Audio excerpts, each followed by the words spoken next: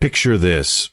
It's 11:47 p.m. on a rainy Tuesday in Chicago, and Ezekiel Okafor is exactly where he's been almost every night for the past 40 years, behind the wheel of his taxi, watching the city's neon lights blur across his rain-streaked windshield. At 62, Zeke has become as much a part of Chicago's landscape as the Willis Tower or Lake Michigan.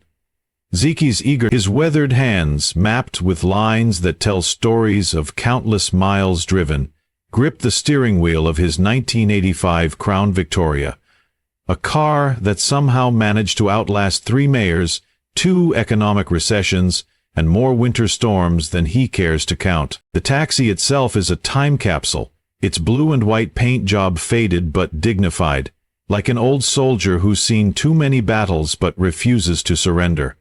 The interior tells the story of 4 decades, seats worn smooth by thousands of passengers, a dashboard decorated with photos of his late wife Adunni, and a string of prayer beads hanging from the rearview mirror that catch the streetlight like tiny stars. This isn't just Zeke's workplace, it's his sanctuary, his confessional, his stage, where he's played witness to the human drama of a great American city. Tonight feels different, though Zeke can't quite put his finger on why.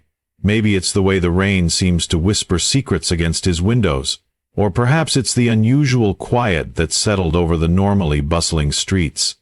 In 40 years of driving, he's learned to trust his instincts, and right now they're telling him that something significant is about to happen. The radio crackles with the familiar voices of dispatchers and fellow drivers, creating a symphony of urban life that has become the soundtrack to Zeke's existence. He knows these voices better than some family members. Martha, the night dispatcher who's been guiding drivers through the city's maze for 23 years. Big Mike, whose booming laugh can be heard even through the static. And Rosa, the weekend regular who always asks about everyone's families. Bacha and Drusa, who always asks about everyone's family. They're more than colleagues. They're a family bound together by the shared experience of navigating Chicago's streets and serving its people. Ezekiel Okafor's story begins long before he ever sat behind the wheel of a taxi. Born in Lagos, Nigeria, he arrived in Chicago in 1984 with nothing but a suitcase, a head full of dreams, and an acceptance letter to study engineering at the University of Illinois. He was 22 then, tall and lean, with eyes that sparkled with the kind of hope that only comes from believing the world is full of infinite possibilities. The Chicago that welcomed young Ezekiel was a city in transition. The steel mills that had once defined the South Side were closing, neighborhoods were changing, and immigrants like him were arriving daily, each carrying their own version of the American dream. He remembers walking through the university campus that first day, marveling at the towering buildings and sophisticated laboratories, imagining himself designing bridges that would span great rivers or skyscrapers that would touch the clouds. But life, as it often does, had different plans. Within 6 months of arriving, Zeke's father fell ill back in Nigeria, and the money he'd saved for tuition had to be sent home. His younger siblings needed school fees, his mother needed medical care, and suddenly the young man who'd dreamed of building bridges found himself driving strangers across the bridges others had built. The transition wasn't easy. Zeke's first taxi was a battered Chevrolet Caprice with over 200,000 miles on it, a temperamental heater, and a radio that worked only when the weather was clear. He learned the city's geography through trial and error, making wrong turns that cost him time and money, struggling with passengers who spoke too quickly or used slang he didn't understand. There were nights when he came home with barely enough money to cover gas, wondering if he'd made a terrible mistake in coming to America. But gradually, something beautiful began to emerge from what felt like failure. Zeke discovered that his genuine curiosity about people, combined with his respectful manner and careful attention to their needs, created connections that transcended the typical driver-passenger relationship. He began to understand that while he might not be building physical bridges, he was creating something equally valuable, human connections that bridge differences of race, class, age, and circumstance. Every fare is a story, Zeke would tell new drivers who joined the taxi company. Every passenger is carrying something: hope, heartbreak, dreams, disappointments. Our job isn't just to get them from point A to point B. Our job is to be present for whatever moment they're living, and present he was.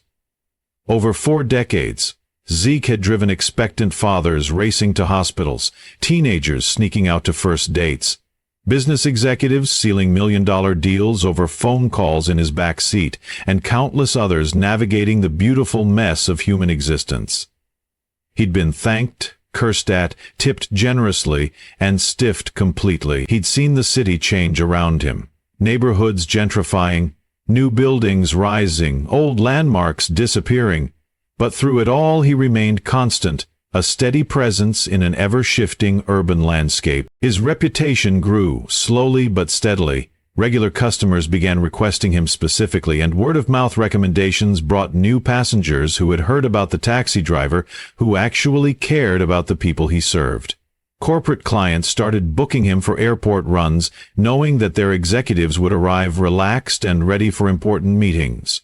Wedding parties chose him to transport nervous brides and emotional mothers. Even funeral homes began calling when families needed someone who understood the weight of grief and the importance of dignity during difficult moments. His taxi became legendary among regular passengers. Unlike other drivers who might grunt acknowledgments or blast music, Zeke created a space of genuine human connection. He remembered names, asked about families, celebrated successes, and offered comfort during failures. His taxi wasn't just transportation, it was a mobile sanctuary where people felt seen and heard. The photos on his dashboard told his personal story. His wedding day with Adunni, their 3 children at various stages of growth, grandchildren he'd helped raise when his own kids struggled with the challenges of modern life. Adunni had been a nurse at Cook County Hospital, and together they had created a life built on service to others. She understood his calling, even when he struggled to understand it himself. "You're not just driving people," she would tell him during those early years when he questioned his path. "You're holding space for their stories. You're being present for moments when people need someone to witness their joy or their pain. That's sacred work, Ezekiel." Adunni had passed 5 years ago, but her presence still filled the taxi through the small reminders he kept. Her favorite air freshener, the blanket she'd crocheted for cold nights, the thermos she'd filled with coffee every morning for 35 years. Sometimes, late at night, he could almost hear her voice, encouraging him to keep going, to keep serving, to keep believing that his work mattered. The taxi had also become a mobile classroom over the years. Zeke had witnessed the evolution of technology, from the introduction of cell phones to the rise of GPS navigation systems. He'd adapted to each change while maintaining his core philosophy that human connection couldn't be replaced by technology. Even as ride-sharing apps began to dominate the market, Zeke's loyal customer base remained strong because they valued something that no app could provide: genuine human care and attention. On this particular rainy Tuesday, Zeke's radio crackled to life with a pickup request from the upscale Magnificent Mile area. The address led him to the entrance of an elegant high-rise where a woman in her 70s waited under the building's awning. She was impeccably dressed despite the late hour, wearing a navy coat that spoke of quality and taste, her silver hair perfectly styled even in the humidity. "Good evening," she said, as she settled into the back seat, her voice carrying the refined accent of someone who'd spent decades in Chicago's social circles. "I need to go to Chicago General Hospital, please." "Of course, ma'am," Zeke replied, noting the slight tremor in her hands as she arranged her purse. "Emergency?" "No, nothing like that," she said, though her voice carried an undertone of nervousness. "I have a procedure scheduled for early morning. I thought it would be better to stay nearby tonight, rather than risk the morning traffic." As they pulled into the late-night traffic, Zeke glanced in his rearview mirror. The woman, who introduced herself as Isadora Blackwell, was staring out the window with the kind of contemplative expression he'd seen thousands of times before. It was the look of someone on the verge of something significant, whether they welcomed it or not. Zeke had developed an intuitive understanding of when passengers wanted to talk and when they preferred silence. With Isadora, he sensed someone who needed gentle encouragement to open up, someone who was carrying more than just the anxiety of a medical procedure.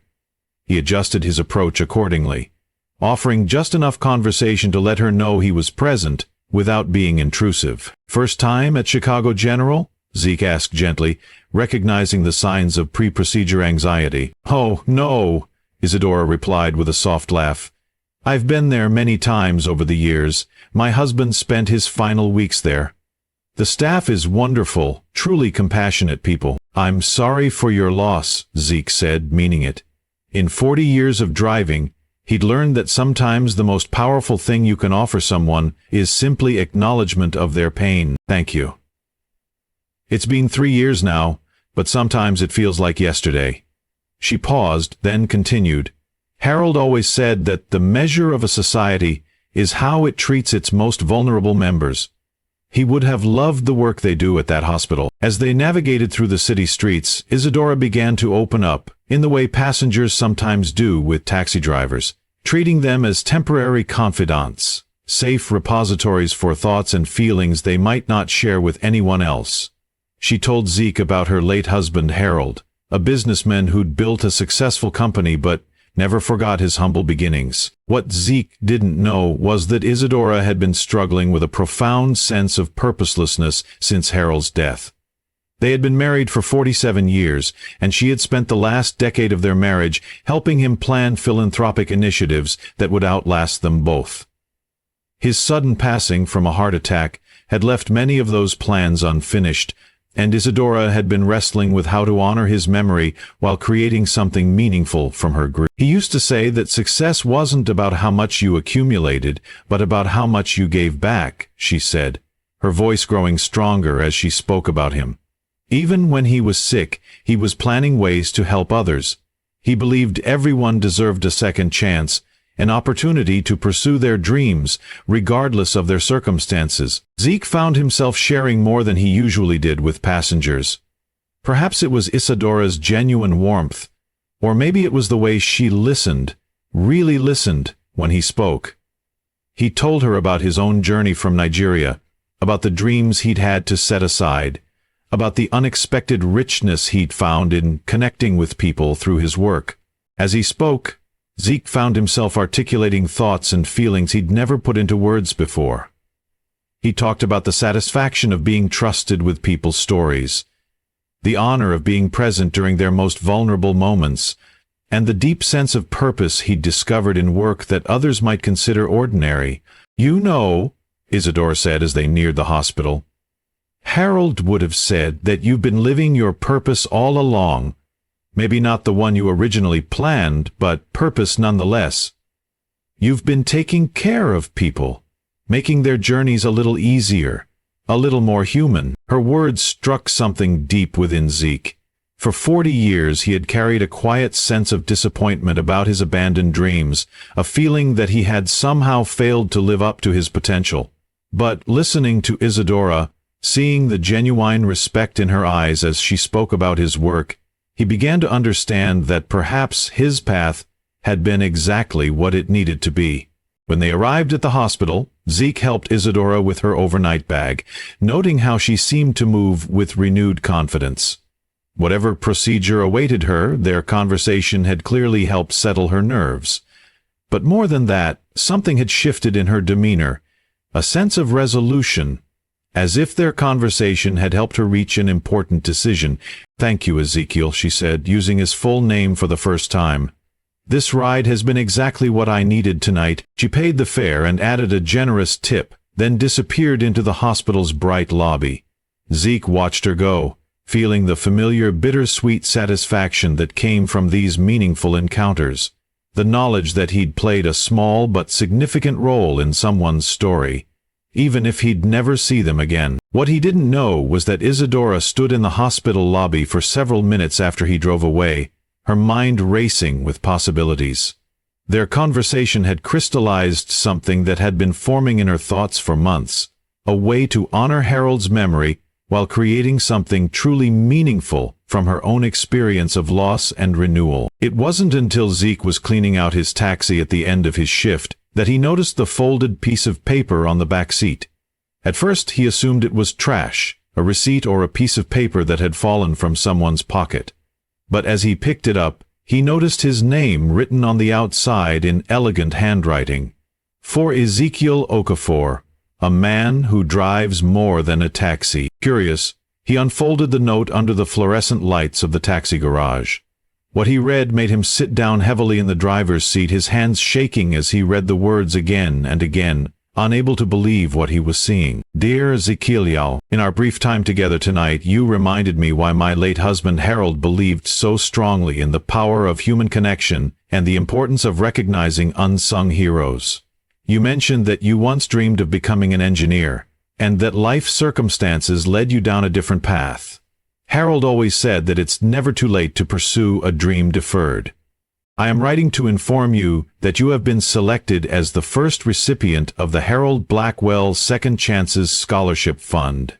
This fund, which I am establishing in my husband's memory, is designed to help individuals over the age of 50 pursue educational goals they had to abandon earlier in life. The scholarship will cover full tuition, books, and living expenses for you to complete your engineering degree at the University of Illinois. Additionally, it includes a monthly stipend to help support your family during your studies. I know this may seem impossible to believe, but I assure you it is completely real. My husband built his fortune through real estate and investments, and he always intended for it to be used to help others achieve their dreams. You, Ezekiel, embody everything he believed in: dignity, compassion, perseverance, and the quiet heroism of treating every person with respect regardless of their circumstances. Please call me at the number below. I would be honored to discuss this opportunity with you further. With deep respect and admiration, Isadora Blackwell. P.S. Harold always said that angels rarely announce themselves. They simply show up when needed, often in the most ordinary disguises. Tonight, you were my angel. Zeke read the note 3 more times before the words began to sink in. His first instinct was disbelief. Surely this was some kind of mistake or elaborate prank. But the quality of the paper, the elegance of the handwriting, and, most importantly, the genuine warmth he'd felt from Isadora during their ride, all suggested this was real. He thought about his conversation with Isadora, how she'd seemed to listen with unusual intensity when he'd mentioned his abandoned dreams. At the time, he'd assumed she was simply being polite, making conversation to ease her pre-procedure nerves. Now he realized she'd been evaluating him, seeing something in him that he'd long since stopped seeing in himself. That night, Zeke didn't sleep. He sat in his small apartment, the note spread on his kitchen table, staring at it as if it might disappear if he looked away. The practical part of his mind, the part that had learned to be cautious after 40 years of modest living, kept insisting this was too good to be true. But another part, a part he'd buried deep decades ago, was beginning to stir with something he'd almost forgotten. Hope. He thought about his children, now adults with families of their own, who'd grown up watching their father work 16-hour days to provide for them. He thought about Adunni, who'd always encouraged him to pursue his dreams, even when it seemed impossible. Education is the one thing no one can take from you, she used to say. It's never too late to become who you were meant to be. The next morning, with trembling fingers, Zeke dialed the number Isadora had provided. She answered on the second ring, her voice warm and welcoming. Ezekiel, I was hoping you'd call. I trust you've had time to process my note. Mrs. Blackwell, I don't know what to say. This is incredibly generous, but I'm not sure I understand why you've chosen me. May I ask you something, Ezekiel? Last night, when you were driving me to the hospital, how did you know I was nervous about my procedure? I hadn't mentioned it. I guess after 40 years of driving people, you learn to read the signs, the way someone sits, how they hold their hands, the tone of their voice. Exactly. You saw me, really saw me, as a person, not just a fare. You offered comfort without being asked, shared your own story to help me feel less alone, and treated me with dignity and respect. That's not common, Ezekiel. That's special. Isadora went on to explain that she'd been looking for the right person to inaugurate her scholarship fund for months. She'd interviewed candidates, reviewed applications, and met with academic advisors, but no one had felt right. Harold always said that character reveals itself in small moments, in how we treat people when we think no one important is watching. Last night, you had no idea who I was or what I was capable of offering. You were simply being yourself, kind, thoughtful, genuinely caring. That's exactly the kind of person Harold would have wanted to help. Over the following weeks, Zeke met with Isadora several times. She introduced him to her lawyer, who confirmed that the scholarship fund was legitimate and substantial. She'd allocated $2 million to establish the program, with Zeke as the flagship recipient.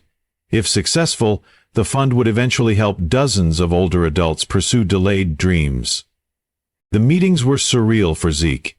He found himself in Isadora's elegant Lincoln Park home, surrounded by artwork and photographs that chronicled a life of privilege and purpose.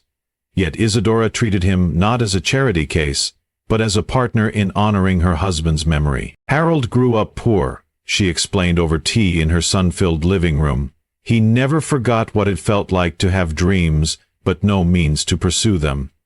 This scholarship isn't charity, Ezekiel. It's an investment in human potential. During these meetings, Zeke learned more about Harold Blackwell's remarkable journey.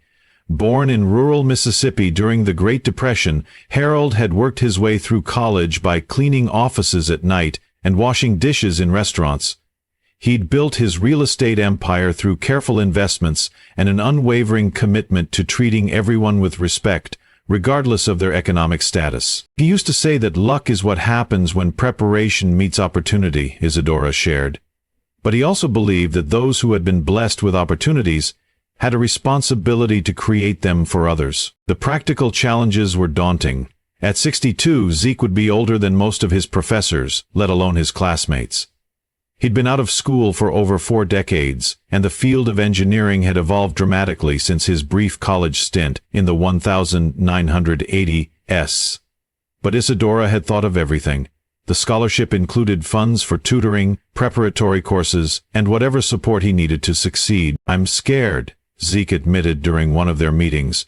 "What if I'm too old? What if I can't keep up?" "Fear is natural," Isadora replied. Harold was terrified when he started his first business, but he used to say that courage isn't the absence of fear, it's feeling the fear and moving forward anyway. In the fall of 2024, Ezekiel Okafor walked onto the campus of the University of Illinois at Chicago as a freshman engineering student, 40 years after he'd first dreamed of doing so.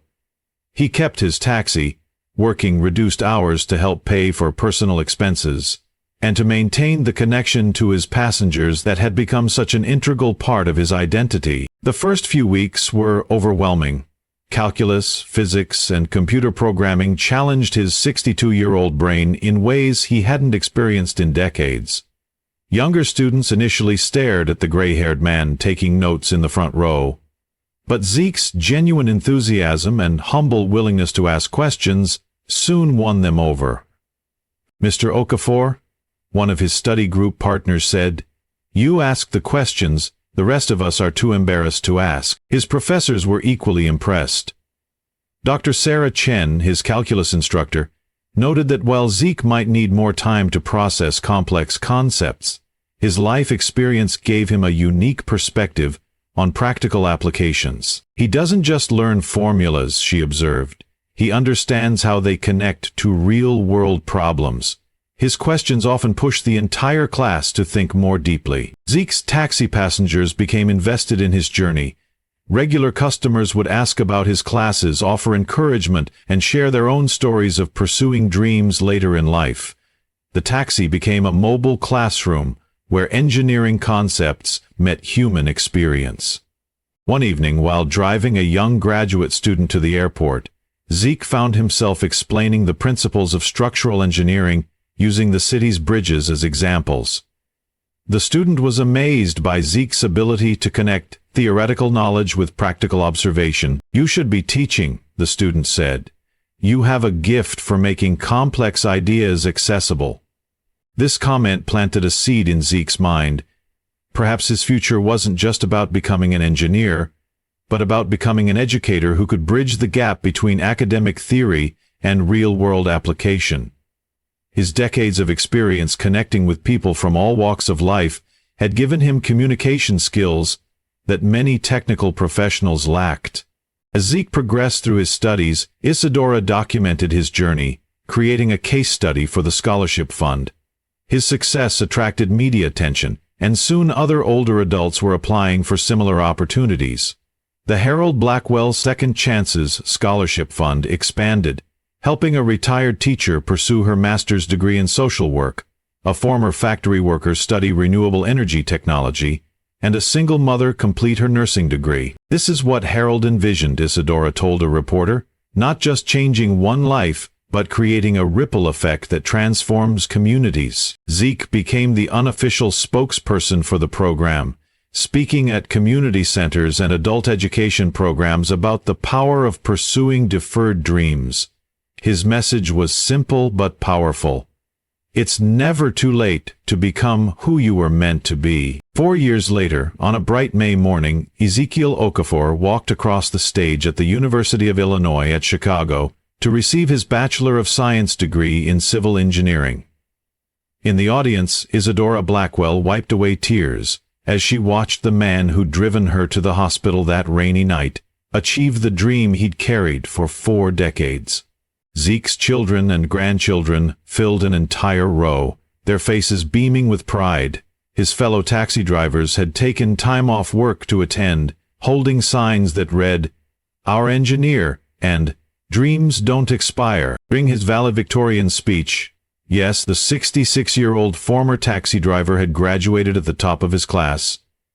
Zeke spoke about the unexpected paths that lead to purpose. 40 years ago, I thought my life had taken a wrong turn," he said, his voice carrying clearly across the packed auditorium.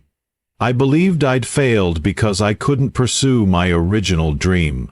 But I've learned that sometimes our detours become our destinations. Every passenger I drove, every story I heard, every moment of human connection I experienced, prepared me for this moment.